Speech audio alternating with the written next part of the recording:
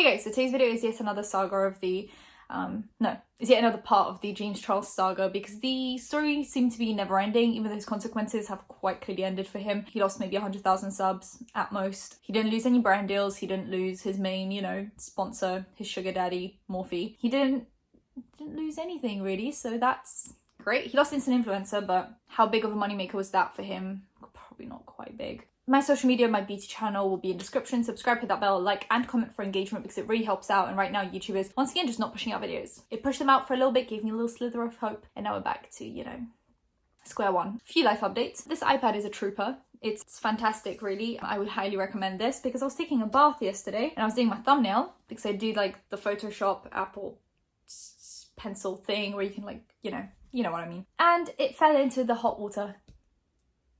Just dunked itself right under the bubbles. I have never caught something quite as quickly as I caught the iPad. Like, that was amazing reflexes from me. But it's living, it's alive. I've charged it now. So if I was gonna die, I would have already died, but I'm fine and the iPad's fine. So well done, Apple, because this isn't even waterproof, not even water resistant. It just kind of lived to tell the tale of what happened yesterday. It's really fun and fresh. Anyway, also, I'm allergic to lash glue, so I don't ever wear false lashes. It's just really sad, kind of, because I just have to pile on mascara. And Ardell, not sponsored by Ardell in any way, shape or form. If they want to, that would be quite nice. They released magnetic eyelashes. You just do like eyeliner and they stick onto little magnets. And my eyes have never felt more moist. I know that's a word everyone hates, but like my eyes are always so dry when I use lash glue, and I'm wearing false lashes and it's not hurting me. I am just really happy on this fine afternoon. I had to check the time. I have no concept of time at this point in time. Kat, the journalist for Insider, put up a tweet that was Tana Mongeau's response to Gage. Gage was like the first guy who ever came out against James Charles during By Sister after Tati posted her video. So he must have said something on Twitter. I'm not really sure what tweet that response is to, but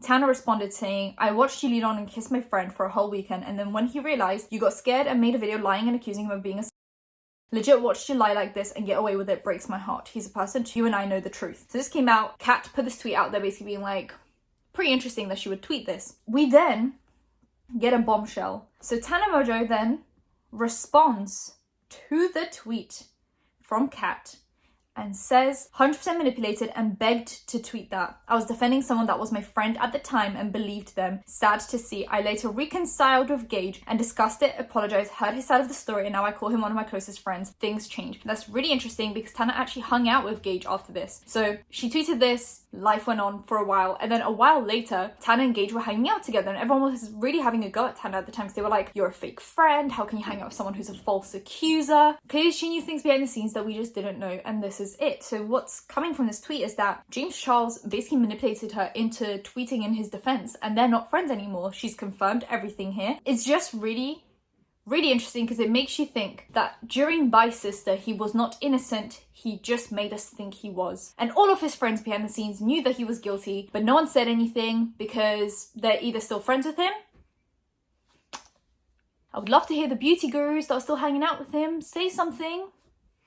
Tell me what he's doing behind the scenes that you guys are quite clearly seeing as his friends. Like Tati, as his friend back then, clearly saw stuff she was uncomfortable with and she spoke out, and then she was ran off the internet. But there are still people hanging out with him, and I don't think his behavior has changed considering the amount of accusations are coming out. So some of you are hanging out with him knowing the stuff he does, and that makes you almost as bad. Almost.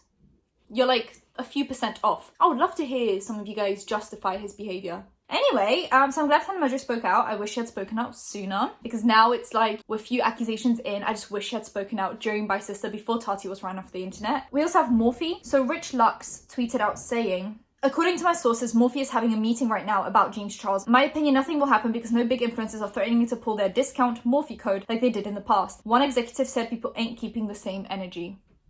And then Morphe actually responded to an email about this and said, "We understand your concerns and we take this situation very seriously. Morphe does not condone inappropriate online behavior of any form. It is and has always been our goal to create a positive, safe and empowering space where all beauty lovers can freely share their artistry and passion for cosmetics. We have been actively looking into recent allegations against James Charles and have suspended marketing of the Morphe X James Charles collaboration while we continue to evaluate and monitor the situation." Now, I'm just wondering, why is it a suspension? Why is it a suspension of the collab? Or no. Suspension of the marketing of the collab. Like, it still exists and it's still being sold. They're just not marketing it. Like, how does that make a difference? He still has his code. He's still selling the palette. He's still on your website.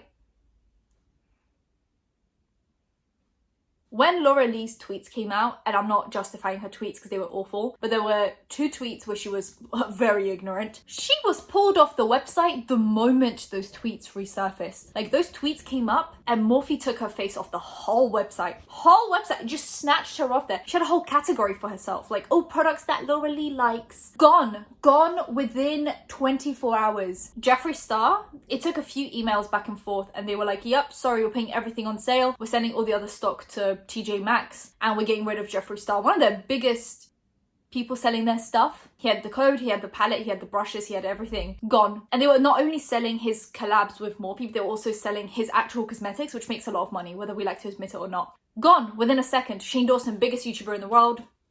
Videos of him making awful jokes came out and he was gone. Gone within a second. Not even a thought about it. Not even a thought. Morphe are now suspending the marketing of the palette and they're looking into the allegations. What's there to look into? It's all there for you, right? It's like when the Laura Lee tweets came out, you looked at them and you said, wow, they exist. They're real. Let's take her off the website. These allegations come out one after the other, after the other, after the other. And you're like, we'll have to do a little bit more research into this one, guys. Like, we're just not sure if all of this evidence is actually true.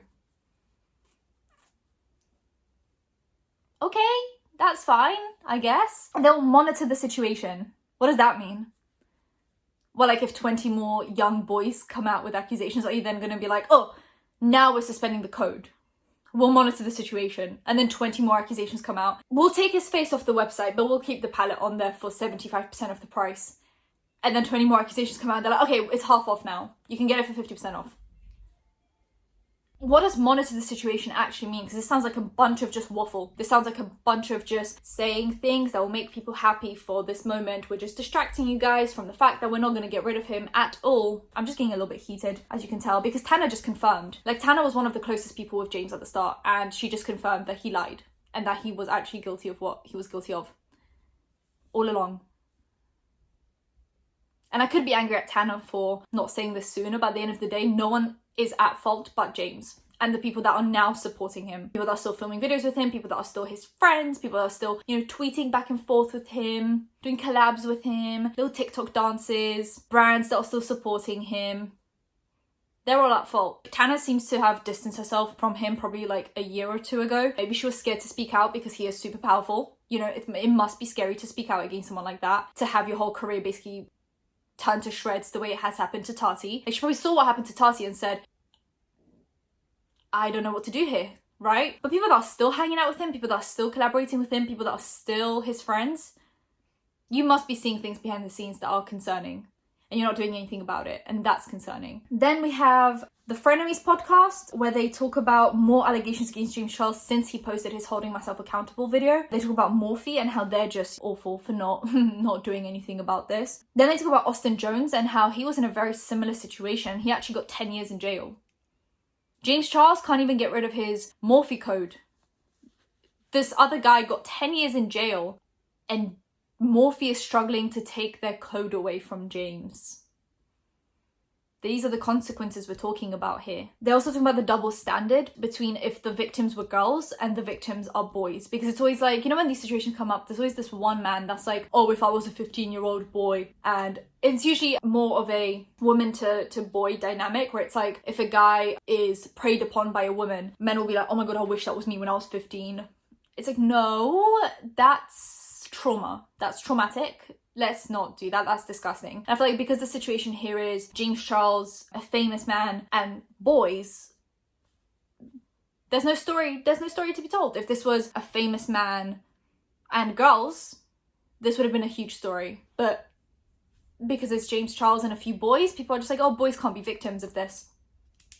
When they can, quite clearly, it's happening right here. And then they talk about how this will definitely catch up to him, and I think so too. I think it took years for David, for his stuff to catch up to him. It took years, over a decade, for Shane's stuff to catch up to him. Like, all of this stuff was readily available for us to see, but we didn't see it until it all came out. Jeffrey's stuff caught up to him. He's been on the internet for over a decade as well, MySpace days and now. And this stuff finally caught up to him. I think it just takes a really long time for everyone to notice. how bad the situation is. And this might be another few years before James actually sees the consequences of his actions, and he'll continue to do this until he sees the consequences of his actions, because these are not consequences. Him losing marketing of his Morphe collab is not consequences. Him losing instant influencer, not consequences. Him losing some friends in the industry, that is not consequences. Like, David lost his AdSense, he lost all of his sponsors, and he lost about 500,000 subs. James Charles lost less than 100,000 subs, no sponsors, and no brands that work with him